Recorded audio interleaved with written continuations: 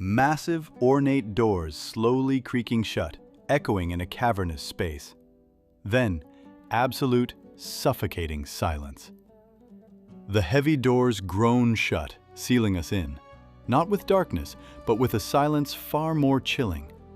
A silence that hums with unshed tears, with unspoken prayers, with the ghosts of what might have been.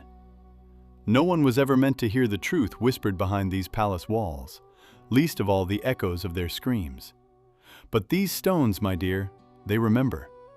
They remember every desperate breath drawn in the opulent chambers, every plea swallowed by silk and velvet. Look there, see the cradle? Gilded, carved with the artistry of 1,000 forgotten hands. A masterpiece, fit for a prince, yet it stands empty. A symbol, perhaps, of a destiny often denied.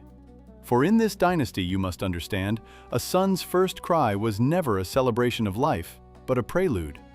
A dark overture to a tragedy already written.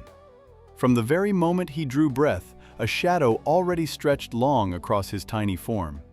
The shadow of the executioner's blade. The chilling presence of the grave, waiting patiently, like a loyal servant, for its rightful heir. This is no fable spun by bards under a moonlit sky. This is the truth, etched in the very bloodline, stained into the very fabric of power. Every birth, a potential threat. Every new life, a seed of rebellion, or worse, a target. And for those who bore them, who nurtured them with a love fierce enough to scorch the earth, what agony must have been theirs? To watch hope bloom, knowing its roots were already poisoned.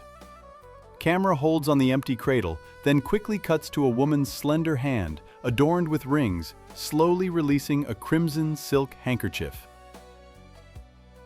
It drifts down, obscuring a tearful face just out of frame, landing softly on the polished floor.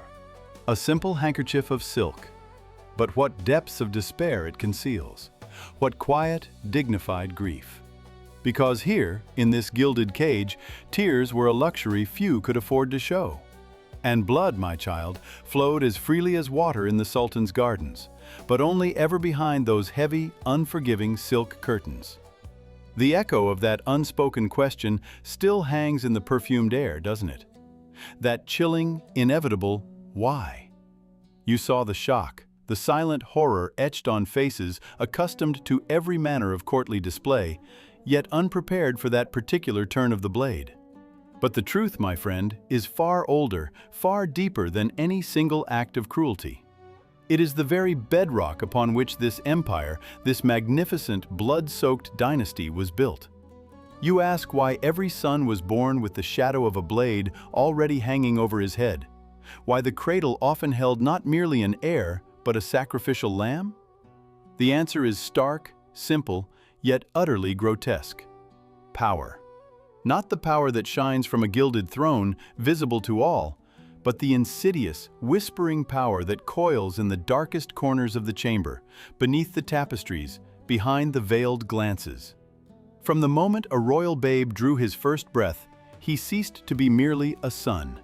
He became a pawn, a figure in a relentless, unforgiving game where the stakes were nothing less than the very survival of the bloodline. Look around you. Observe the splendor of this palace, its domed ceilings reaching to touch the heavens, its walls adorned with tiles that shimmer like 1,000 captured jewels. Every surface gleams, every corridor whispers of unimaginable wealth. The very air here is thick with the scent of rosewater and ambition. An intoxicating blend that can blind a man to the insidious poison that flows beneath. Yet this golden cage, for all its dazzling beauty, is a crucible of betrayal. The players in this game? They are not only the men with their polished scimitars and their thunderous commands. Oh no.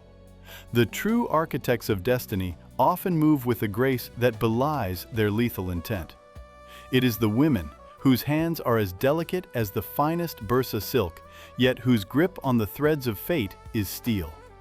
They are mothers, sisters, concubines, each a queen in her own right, fighting not just for her own survival, but for the future of her child, her lineage, her name to echo down through history. Their ambition, refined by generations of quiet suffering and strategic alliance, could turn brothers into enemies and transform the most devoted mother into an instrument of ruthless fate. They understood that the throne was not simply inherited, it was claimed, often at the expense of every other claimant. In the deepest archives, beneath the marbled courtyards, lies a scroll. Sealed with the imperial cipher, a decree of such profound, brutal necessity that no one dares to break its wax seal. To read its words aloud would be to shatter the illusion of divine right, to expose the raw, primal mechanism of this dynasty's survival. It is the true verdict of power, a silence more deafening than any battle cry. And observe, too, the golden thread. Woven into the very fabric of their opulent caftans, it signifies belonging, yes, an unbroken bloodline stretching back to the prophet himself. It is the mark of their exalted birth, but it is also the shimmering, visible symbol of their curse. A gilded thread binding them to a destiny of power or oblivion. A golden leash that promises glory, yet delivers only the chill of the grave. Every intricate stitch, every glimmer of gold, a stark reminder that in this world, to be born of royal blood meant to be born to die. Unless, by some miracle or some monstrous act, you were the last one left standing. Даже в самых пышных садах, где фонтаны пели свою древнюю песнь, а воздух был напоен ароматом жасмина, тень всегда ложилась гуще. Тень знания. Молодой принц, еще совсем дитя, играющее с деревянным солдатом, уже чувствовал ее холодное прикосновение. Он учился не по книгам, а по едва уловимым дрожаниям воздуха, по паузам в голосах, по взглядам, которые обещали все и ничего. Каждый подарок, будь то атласный кафтан, вышитый золотом, или сочный гранат, принесенный служанкой, мог быть частью хитроумного замысла. Каждое слово, ласковое или строгое, несло в себе скрытый вес, второе дно, понятное лишь тем, кто жил, дыша этим проклятым воздухом власти. И его мать.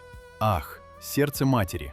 Здесь, в этих стенах, оно не было храмом нежности, но полем битвы. Ей приходилось выбирать не между добром и злом, но между выживанием. Своим. Или ее сына. Или, возможно, другого, более старшего сына, брата, чье дыхание было слишком близко к трону. Каждая улыбка, каждая уловка, каждая слеза – все было оружием. Не было места невинности, лишь расчет, продиктованный инстинктом и страхом. Это была игра, где фишки – живые люди, и цена проигрыша – не просто жизнь, а забвение, стирание из истории, словно тебя никогда и не существовало. Сегодня вечером, в главном зале, фальшивый блеск свечей играл на золоте и самоцветах. Аромат жареного мяса и экзотических пряностей смешивался с незримым запахом тревоги. На низком, инкрустированном перламутром столике среди серебряных блюд и хрустальных кувшинов стоял он, кувшин с шербетом. Рубиново-красный, манящий, обещающий сладость и прохладу. Кто послал его? Сам султан в знак благоволения? Или та, что шептала в его ухо яд, скрытый за медовыми речами? Слуга, чье лицо было безупречной маской безразличия, шагнул вперед. Его шаги были бесшумны, взгляд опущен. Он взял серебряную чашу, его движения были отточены годами службы, каждый жест выверен. И все же, едва заметная дрожь пробежала по его руке, когда он наливал искрящийся шербет. Эта крошечная, почти невидимая дрожь говорила больше, чем 1000 слов. Чаша, теперь полная до краев, была предложена. Чья рука примет ее? Чья судьба будет решена этим холодным сладким напитком?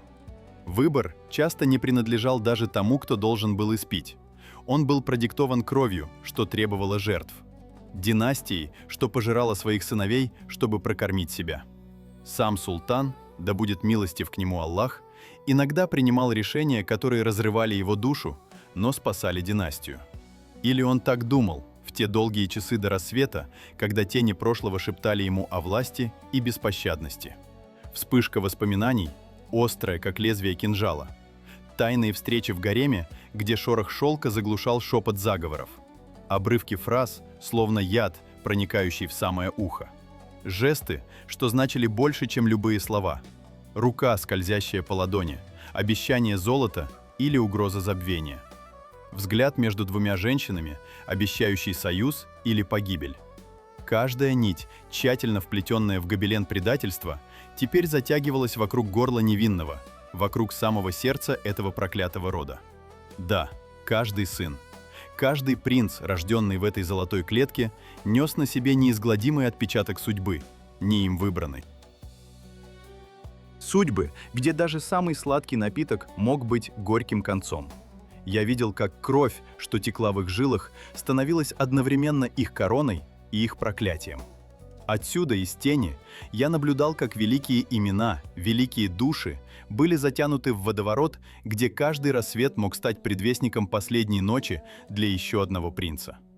Но скажите мне, вы правда верите, что за этой безжалостной игрой стояла лишь чистая, неутолимая жажда власти? Что каждый взмах меча, каждая чаша с ядом были лишь прихотью амбиций? Нет. Вглядитесь глубже. За золотыми стенами, за парчой и шелком лежало нечто иное, более древнее и более могущественное. Страх. Глубокий, всепоглощающий страх. Страх раскола, что мог разорвать империю на части, словно старую ткань.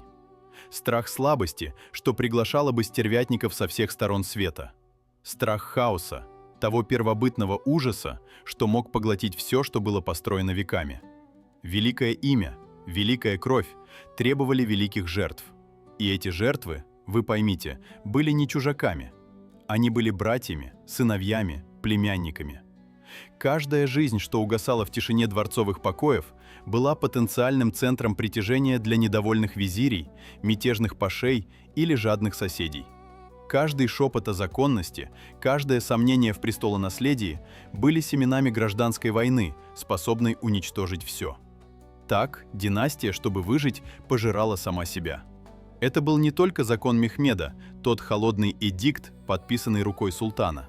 Это был негласный закон самой власти, выбитый на камнях цитадели задолго до него. И кто, по-вашему, должен был нести это бремя? Кто должен был выносить приговоры, глядя в глаза тем, чья кровь текла в его собственных венах? Не думайте, что сердца, отдававшие такие приказы, были каменными. Каждый указ, каждый взмах невидимого клинка оставлял незаживающий шрам на душе. Никто не хотел быть палачом, но кто-то должен был им стать. «Ради будущего», — шептали они себе в оправдание, когда тени сгущались, и молчание становилось единственным свидетелем. За каждой смертью ради сохранения рода стояла не только жестокость, но и отчаянная, болезненная вера в необходимость. Вера, что будущее, каким бы кровавым ни был путь к нему, должно быть сохранено. So a curse, you ask? A whisper of dark magic woven into the very fabric of this bloodline, clinging to the gold and crimson like a shroud? No, not magic, never magic. This was no ethereal hex, no vengeful spirit called from the deep. This was a curse forged in the crucible of human hearts, tempered by the ceaseless fires of ambition, fear, and a profound, corrosive inability to trust. Look closer. See the shadow lengthening across the polished marble cast by this very pillar? It hides no phantom, only the ghosts of decisions made in silence, echoes of truths too terrible to utter aloud.